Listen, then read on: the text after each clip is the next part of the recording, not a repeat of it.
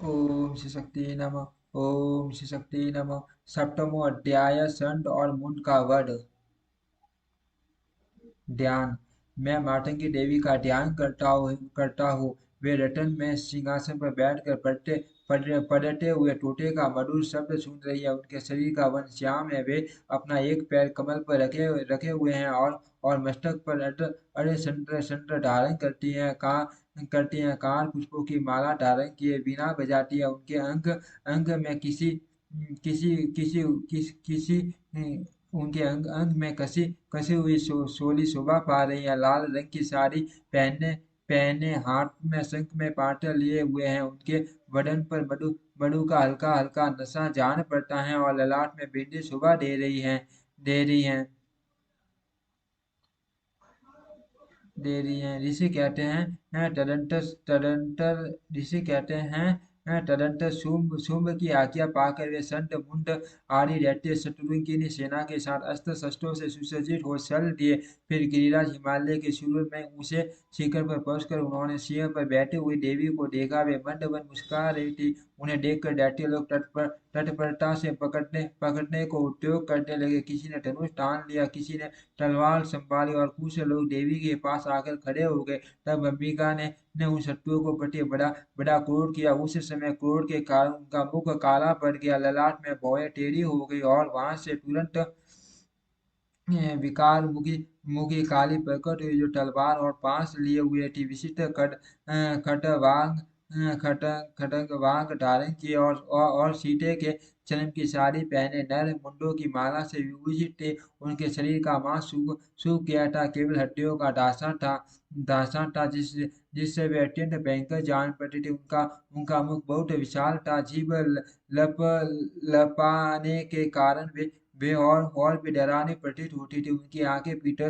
Peter को डसी हुई और लाल थी। वे अपनी ये भयंकर गर्जना से संपूर्ण दिशाओं को गुंजा रही थी। बड़े बड़े दैत्यों का वध करते हुए वे कालिका देवी बड़े वेग से दैत्यों की उस सेना पर टूट पड़ी और उन सबको भक्षण करने लगी। वे पार्श्व रक्षकों अंकुशधारी महावतों योद्धाओं और घंटा सहित कितने ही हाथियों को एक ही हाथ से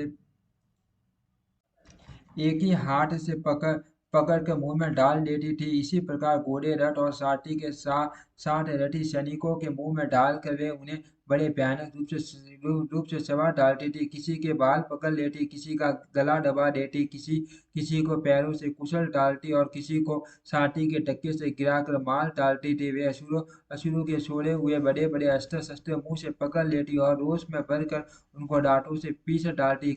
काली ने बलवान एवं दुरात्मा दैत्यों की वह सारी सेना रौंद डाली, खा डाली और कितनों को मार भगाया। कोई तलवार के घाट उतारे गए, कोई खड़वांग से पीटे गए और कितने ही असुर दांतों के अग्रभाग से कुचले जाकर मृत्यु को प्राप्त हुए। इस प्रकार देवी ने असुरों की उस सारी सेना को क्षण भर में मार गिराया। यह देख संत उन अत्यंत भयानक काली देवी की ओर दौड़ा तथा माँ दैत्य मून ने भी अत्यंत अत्यंत भयंकर बाणों की वर्षा तथा हजारों हजारों बार चलाए हुए शक्रों से उन भयानक नेत्रों वाली देवी को आसादित कर दिया। वे अनेकों अनेकों शक्र देवी के मुख में समाते हुए ऐसे जान पड़ते थे मानो सूर्य के बहुत तेरे मंडल बादलों के उदर में प्रवेश कर रहे हो। तब भयंकर गर्जना करने वाली काली ने अत्यंत रोष में भरकर विकट अट्टहास किया। उस समय उनके विकराल वदन के भीतर कठिनता से देखे जा सकने वाले धातु की प्रभा से वे अत्यंत उज्जवल दिखाई देती थी।